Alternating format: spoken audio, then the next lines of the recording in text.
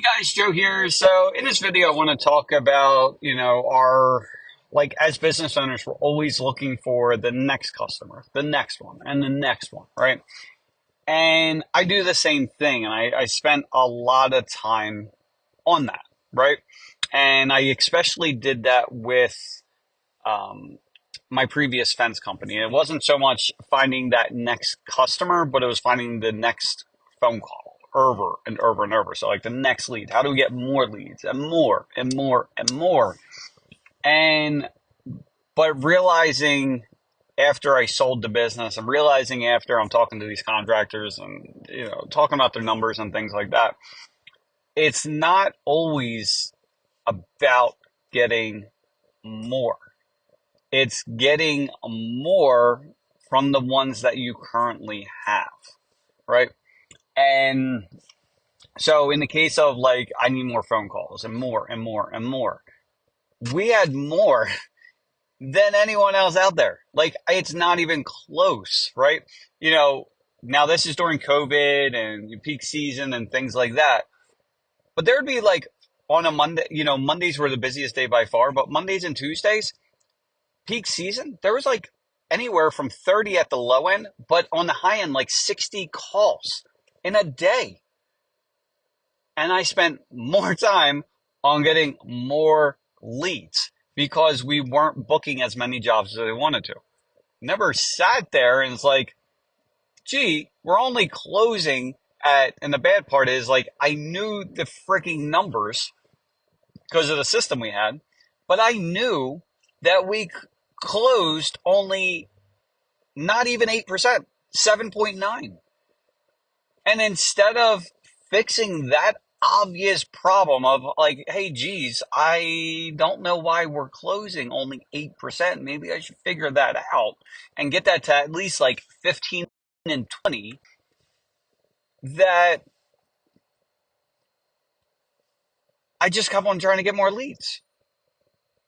And so what was happening is we would blow up the phones. Like I kept on blowing up the phones, and like my wife and the other people down in the office had to go deal with that. And because we didn't have the right systems in place and everything else, it was like literally every phone call was like torture because they had to talk to 12 people in order to book a job. Like what frigging sense? And actually it's like 12 and a half people. Like what frigging sense does that make? But yet that's what we do. Like a lot of times we just do dumb shit. And we know we probably shouldn't be doing the dumb shit, but then it usually, like, if it was just up, we just keep on doing it over and over again. It's not until someone else is like, stop doing the dumb shit. And you're like, oh, maybe I should stop doing that, right? Because I was doing the same thing, before all these leads, which we always got a lot of leads, but like I was doing the same thing when it came to the labor. I was having the same issue over and over and over again. And I kept on trying to just stick it out and hope it got better, or make a few small adjustments and hope it got better.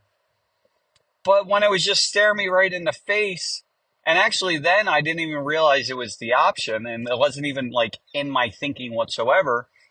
But it wasn't until like my buddy down in Florida, like over and over and over again, it took like 4 conversations over the period of a few weeks.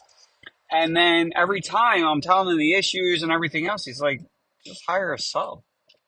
And I'm like, no, like I'm not hiring a sub, and like pushing back every chance I could get. And it wasn't until like 6 or 8 weeks later, and I was so frustrated that I'm like, and he's like, just hire someone. I'm like, fuck it. Like, I'm just going to hire a sub. Like, just to shut him the hell up, I'm just going to hire him. It was like the best decision that I made in my life that I wish I would have started from the get-go. So if you're watching this video, number one is a lot of people don't have the issue that I had where we had too many leads coming in and just weren't closing off.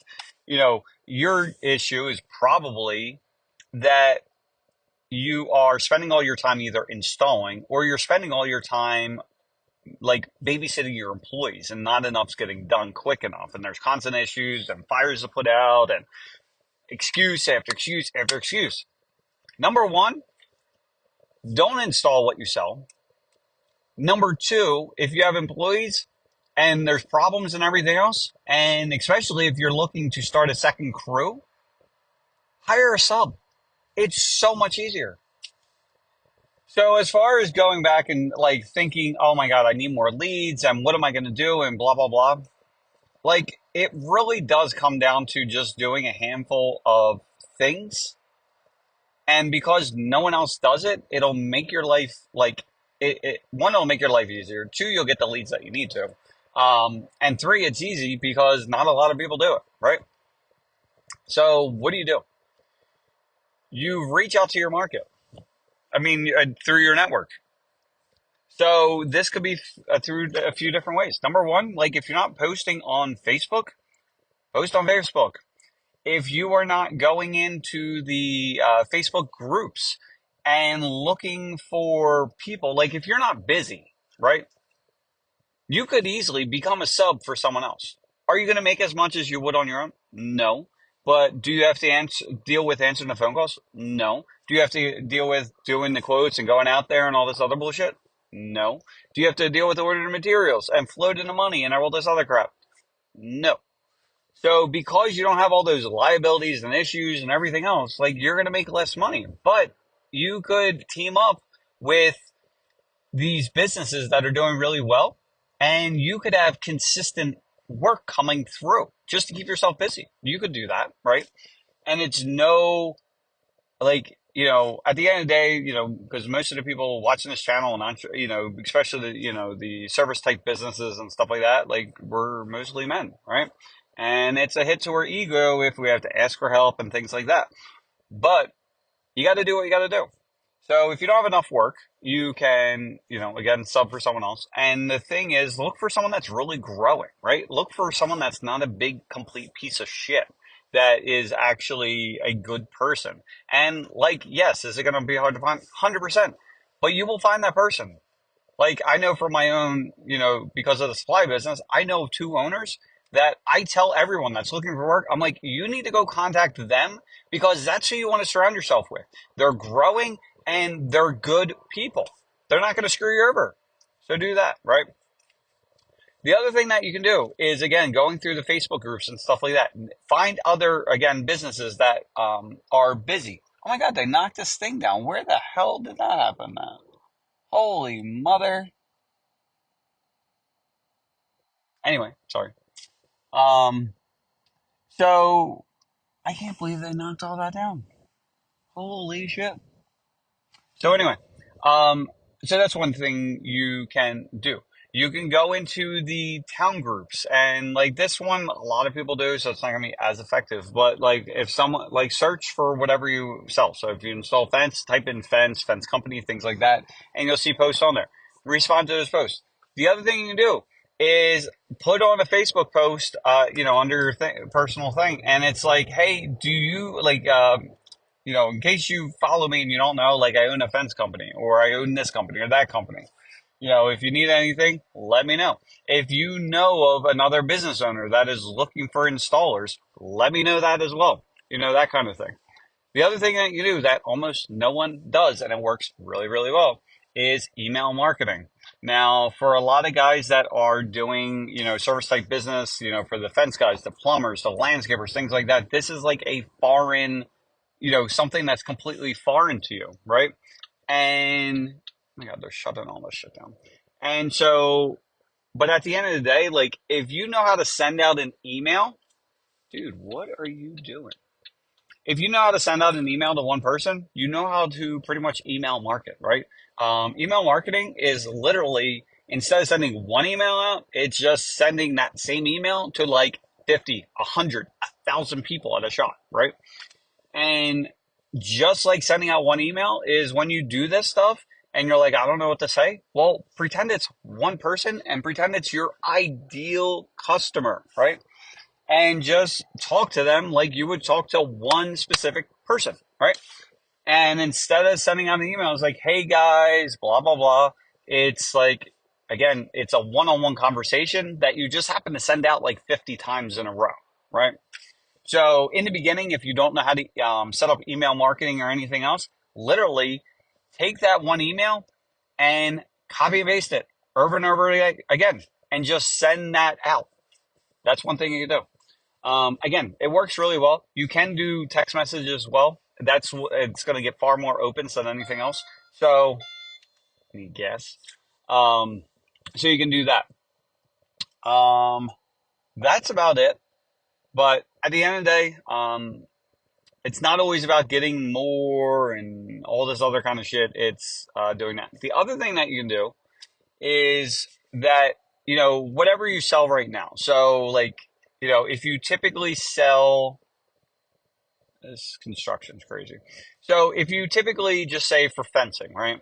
Just say you typically will do, I don't know, jobs like $7,000, and after everything, you make $1,000 after labor and materials and all that kind of stuff, right? What you can do is start playing with your numbers, right? So you may think that, just say, because you make $1,000, you need to book 3 jobs, right? Because you need to make $3,000 a week. Obviously, it's not all profit. You have to pay insurance and all that other kind of stuff. But just say you need to make, $3,000 a week. You average $1,000 on each job. So therefore, you need 3 jobs per week. Well, can you keep on doing that? Sure. And like right now, if you book 20% of your, I don't know, just say you book 20% of your jobs. So that means you need 5 leads in order to book 1 job, which means that you need 15 leads per week because you need 3 jobs. 5 leads per job is 15 leads per week, right? So you can keep on going down that route, and like say you only have 10 leads per week, right? And you don't you're only booking 2 jobs because you only have 10 instead of 15. Well, there's a few things that you can do. One is like you can get more leads, right? But if you can't get more leads, then do more with the leads that you have, right? So there's basically 2 options that you can do with this, right? Number one is convert a higher percentage of people, right? And this does not mean dropping your price and making like $500 instead of $1,000, because then if you're doing that, then you need to book 6 jobs per week, right? Because you're only making 500 per job and you need to make 3,000. So 500 times 6 is $3,000. So you don't want to do that, right? So what can you do? Well, if you're anything like all the other, the guys in the service business, the fence guys, the landscapers and everything else, when is the last time that you spent a dedicated amount of time every day, like an hour a day for like a month on learning how to increase your closing percentage, right? If you haven't done like an hour a day, like for a month at something, then start doing that, right? So that's number one. So, because like right now, what happens if you go from a 20% and because you know how to close better, because you're saying the right things and pulling out the pain points and all the other kind of shit, what happens if you go to 40%? Something like that. So it takes you 2.5 leads in order to book a job, right? What happens if that happens, right? So now you're still getting 10 leads, but then you book at 40%, right? So now you're booking 4 jobs instead of 2 jobs. And now you magically are booking an extra job per week. So now instead of making $3,000 a week, you're making $4,000 a week. Crazy, right? Then if you're like, well, Joe, I only have enough labor for 3 jobs per week. Well, then you further play with your numbers, right? So now you increase your closing percent, but now you're closing too many jobs and you don't have enough labor to make it happen. Well, what do you do next? Well, you take your newfound sales experience and now you increase your pricing. So what happens is, just say because you increase your prices to, I'm just making random numbers, but just say you add like an extra $1,000. So now instead of charging $7,000, now you charge $8,000. And before you tell me, or before you even think, which you already thought, that you can't possibly charge an extra $1,000, I am here to tell you you're full of shit. The reason why I know this is because my particular fence company, if I was going against you that was charging $7,000, I was charging 9. And when I would tell people this, they would look at me and be like, there's no way. But there is. One, because I had so many leads coming in, right? And then honestly, the reason why my closing rate sucked, because going back to this, is because I wasn't selling. We were trying to sell everything over the phone and everything. It was like completely backwards. Like it didn't make sense, but that's what I was trying to do. Because I didn't really like life. I didn't like the business. I was just trying to be able to create a completely remote business, but that wasn't really possible for what we were trying to do. So anyway, just say because you increase your pricing to from $7,000 to $8,000. So now instead of making $1,000, now you're making $2,000. Well, just say your closing rate went from 40% down to 20% again, right?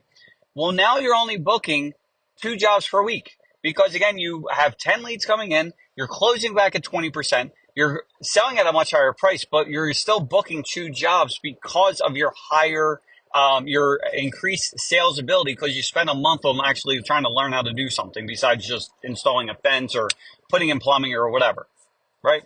So now 2 jobs times $2,000, now you're making $4,000. So now what you used to have to book 3 jobs for, now you're only booking 2 and you're still making an extra $1,000 a week, which means you're making an extra $50,000 a year for working less hours.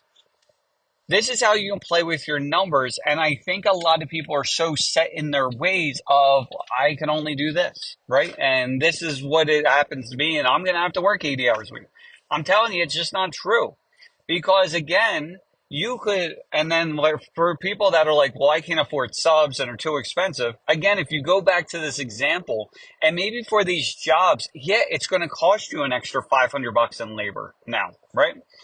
Well, again, with all these examples, now with what you thought you were going to make 2,000, now you're only going to make 1,500, right? But because you're booking 2 jobs per week, making $1,500 a piece, you're still making the $3,000. So you're making what you need to make. But now the big difference is you're not installing. So now magically you have the 10 leads coming in. You're no longer installing. You're booking the amount of jobs you need in order to make the living that you need to make. But now you're not installing. So now that, just say before it took you, I don't know, I'm just making up random numbers, but pretend before it took you 15 hours to complete a job, just making up numbers. Well, now you're not doing that job anymore. So now you're working 30 hours less per week. You're booking enough jobs and you're not installing what you sell anymore. So you're not destroying your body. You're actually just selling. So then what happens? Well, now you're able to spend, don't be like me and be like, well, because before I was working 50 hours a week, now I'm only working 20. That's all I'm doing, right? Because you don't want to work as hard and because you think it's going to make you happy by just doing your hobbies the rest of your life. I'm here to tell you that's a bunch of bullshit, right? If you're anything like me, if you're anything like a lot of entrepreneurs where you're super driven and you're very results based and everything else and you have a passion in life, well, there's only so much fishing and killing deer that's going to make you happy. At some point, you're going to be bored and you're like, what the fuck do I do now? So do not be like me and do not take working 50 hours a week and go down to 20 and then do nothing with those 30 hours. You're going to take those 30 hours and start putting it to more good use. So maybe that's improving your sales process even more. Maybe that's investing in someone to get you even more leads. I don't know what that answer is for you, but a lot of times if you invest it back in the business, at least in my experience, good things come from it. Because I am here to tell you, I used to work 2 and 3 hours a week and I hated it. Hated it. Anyway, I'm home. I hope you guys have an awesome day. What turned into from a quick video to this is pretty typical of me. And if you're used to this channel, you're used to this kind of shit. So if you enjoy watching some crazy person talk to himself for about random shit, mostly on business, well, you found your right channel. See ya.